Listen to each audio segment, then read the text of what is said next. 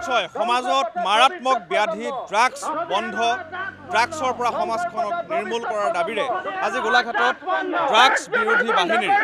bike ৰেলীৰে গণসজাগতা আৰু স্মাৰক পত্ৰ প্ৰদান অনুষ্ঠান এখন কঠোৰ আইন প্ৰৱৰ্তন কৰি ড্ৰাগছ বন্ধ কৰা আৰু ড্ৰাগছ আক্ৰান্ত লোকক চৰকাৰী ৰিহেব চেণ্টাৰত বিনামূলীয়াকৈ সুবিধা প্ৰদানৰ দাবীত আজি এনেধৰণেৰে বৃহৎ ৰেলী এই ড্ৰাগছ বিৰোধী বাহিনীৰ মই দেখুৱাইছোঁ প্ৰায় 100খনৰো অধিক বাইকত এনেধৰণে তেখেতসকলে ৰেলীৰ জৰিয়তে গোলাঘাট জিলা আয়ুক্ত কাৰ্যালয় অভিমুখে আগবাঢ়িছে দেৰগাঁৱৰ পৰা ওলোৱা এই ৰেলীয়ে প্ৰকৃততে এই মুহূৰ্তত গোলাঘাট নগৰৰ মাজমজিয়াত উপস্থিত হৈছে মই কথা পাতিম বিষয়ববীয়া আছে কি ক'ব আজি এই ধৰণৰ এটা বৃহৎ ৰেলীৰ আপোনালোকে সজাগতা সৃষ্টিৰ প্ৰয়াস কৰিছে আমি নাহৰণি মাজগাঁৱৰ পৰা বাতিপৰীয়া হাতেখোৱা পদুমণি বৰকাটনি হৈ আমি গোলাঘাট নগৰলৈ আহিছোঁ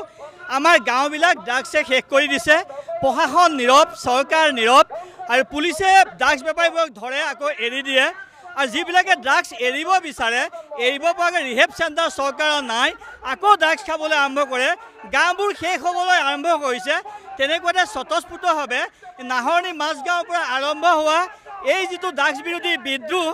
এই বিদ্ৰোহটো আমি ৰজাঘৰলৈ আহিছোঁ উপায়ুক্ত কাৰ্যালয়লৈ আহিছোঁ কাৰ্যালয়ত আহি চৰকাৰক আমি জনাব বিচাৰিছোঁ যে এখন কঠোৰ আইন প্ৰণয়ন কৰি হ'লেও ড্ৰাগছ বেপাৰটো বন্ধ কৰক আৰু ড্ৰাগছ খাই ধ্বংস হোৱা ল'ৰাবিলাকক চিকিৎসা কৰক নহ'লে শেষ হৈ যাব আৰু বাপেক মাকে চিকিৎসা কৰিবৰ কাৰণেও সিহঁতৰ হাতত পইচা নাই সেইবাবে জাতিটো শেষ হৈ যাব আপোনালোকে জাতিটোক বচক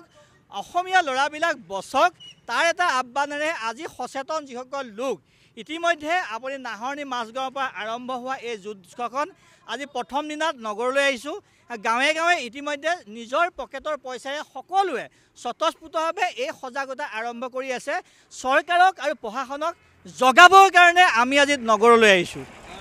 কোন কোন প্ৰান্তৰ ৰাইজ প্ৰকৃততে উপস্থিত আছে এতিয়া আপুনি নাহৰণি মাজগাঁৱৰ পৰা হাতীখোৱা ৰাংঢালী বাতিপৰীয়া বৰকাটনি পদুমণি হৈ কঠীয়াতলি হৈ আমি এতিয়া আহি আছোঁ স্বতঃস্ফূৰ্তভাৱে যিসকলে ইয়াত যোগদান কৰিছে সকলোৱে যোগদান কৰিছে আৰু প্ৰশাসনিক কিছুমান বাধ্যবাধকতাৰ বাবে আমি মানুহ বেছি অহা নাই আমি কম সংখ্যক আহি প্ৰথম আমি জনাব বিচাৰিছোঁ আৰু ড্ৰাগছ এখন স্মাৰকপত্ৰ দিম ড্ৰাগছ বেপাৰীবিলাকৰ নাম দিম যদি প্ৰশাসনে কোনো ধৰণৰ গুৰুত্ব নিদিয়ে ৰাইজে কিন্তু ড্ৰাগছ বেপাৰীৰ লগত প্ৰত্যক্ষ যুঁজৰ কাৰণে এখন নতুন ৰণৰ আখৰা আমি আৰম্ভ কৰিছোঁ আপোনালোকে ড্ৰাগছ বেপাৰীৰ নামো লৈ আহিছে ড্ৰাগছ বেপাৰী আমি আমাৰ অঞ্চলত থকা ড্ৰাগছ বেপাৰীৰ নামো আমি মেমৰি নামত দিম ধন্যবাদ জনাইছোঁ মই দেখুৱাইছোঁ খুব এটা গুৰুত্বপূৰ্ণ পদক্ষেপ তেখেতসকলে গ্ৰহণ কৰিছে ইতিমধ্যে যিসকল এই মাৰাত্মক ব্যাধি বিয়পোৱা যিসকল অসাধু ড্ৰাগছ ব্যৱসায়ী সেইসকল ড্ৰাগছ ব্যৱসায়ীৰ নামো তেখেতসকলে লৈ আহিছে বুলি ইতিমধ্যে উল্লেখ কৰিছে জিলা আয়ুক্ত কাৰ্যালয়ত তেখেতসকলে এইসমূহ জমা দিব আৰু তাৰ পাছত প্ৰশাসনে যদি ব্যৱস্থা গ্ৰহণ নকৰে তেওঁলোকৰ এই সংগ্ৰাম অধিক গণতান্ত্ৰিক হোৱাৰ হুংকাৰ প্ৰদান কৰিছে মই কথা পাতিম কেইবাগৰাকীও বাইক আৰোহী আছে আজি স্বতঃস্ফূৰ্তভাৱে ওলাই আহিছে বুলি শুনিছোঁ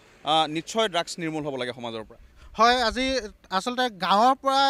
ৰাইজ ওলাই আহিছে স্বতঃস্ফূৰ্তভাৱে কাৰ সদিচ্ছাৰ অভাৱত আচলতে কোনে এই ড্ৰাগছ বেপাৰখনক লৈ পিনি এটা অগাধ সম্পত্তি আচলতে গঢ়াই এটা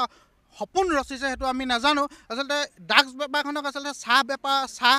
খেতি কৰা নিচিনাকৈ অসমীয়াকে ব্যৱহাৰ কৰিছে মাত্ৰ কলম দি কুঁহপাতটো খায় গুৰি নাকাটে গোটেই বেপাৰখন আচলতে সৰু সৰু বেপাৰীবোৰক ধৰে ফটো মাৰি পিনি ডাঙৰ ডাঙৰ পোষ্টাৰ দিব তাৰপিছত ডাঙৰ বেপাৰীকেইটাৰ লগত উঠাব আজি আপুনি যদি চাই ডাঙৰ ডাঙৰ যিসকল পুলিচ বিষয়া তেওঁলোকৰ অবাধ সম্পত্তি এই অবাধ সম্পত্তি আচলতে তালিকা উলিয়ালে ড্ৰাগছ বেপাৰী আচলতে ধৰা পৰিব এই ক্ষেত্ৰত আচলতে অসম আৰক্ষীয়ে ৰক্ষণাবেক্ষণ দিছে বুলি আমাৰ অনুমান হয় নহ'লে আচলতে ড্ৰাগছ বেপাৰখন এতিয়া চহৰৰ পৰা গাঁৱৰ মাজলৈ সোমাই গৈছে আচলতে আমিবোৰ সৰু মানুহ আমাৰ কাইলৈ ভতিজাটো ক'ৰবাত ড্ৰাগছ আক্ৰান্ত হ'লে মানে মোৰ ঘৰত 17টা কোম্পানী নাই যে মই বিদেশত গৈ মোৰ ল'ৰাটো ৰিহাব চেণ্টাৰত থ'মগৈ আচলতে এই গোটেই বিষয়বোৰ কিদৰে কেনেধৰণে পৰিচালিত হৈছে আমাৰ আচলতে এটা প্ৰশ্ন হয় বৃহৎ আচলতে মোটা এটা ব্যৱসায় ড্ৰাগছ ব্যৱসায়টো চাহ গছৰ গুৰি নাকাটি আচলতে ওপৰে পৰা কলম দি কুঁহপাত খাই আছে কোনোবাই মই ধন্যবাদ জনাইছোঁ খুব এটা গুৰুত্বপূৰ্ণ কথা উল্লেখ কৰিছে আৰু এই ধৰণে মই দেখুৱাই যাবলৈ যত্ন কৰিছোঁ এই বৃহৎ বাইক ৰেলী এতিয়া গোলাঘাট নগৰ অভিমুখে আগবাঢ়িছে জিলা আয়ুক্ত কাৰ্যালয়ৰ অভিমুখে আগবাঢ়িছে আৰু এনেধৰণে তেখেতসকলে এই ড্ৰাগছৰ এই যি মাৰাত্মক ব্যাধি নিৰ্মূল কৰাৰ ক্ষেত্ৰত তেখেতসকলে ব্যৱস্থা গ্ৰহণ কৰিবলৈ চৰকাৰখনক দাবী জনাবলৈ এই মুহূৰ্তত যত্ন কৰিছে মই আপোনালোকক দেখুৱাই যাবলৈ যত্ন কৰিছোঁ এয়া যিফালে আপোনালোকে চাই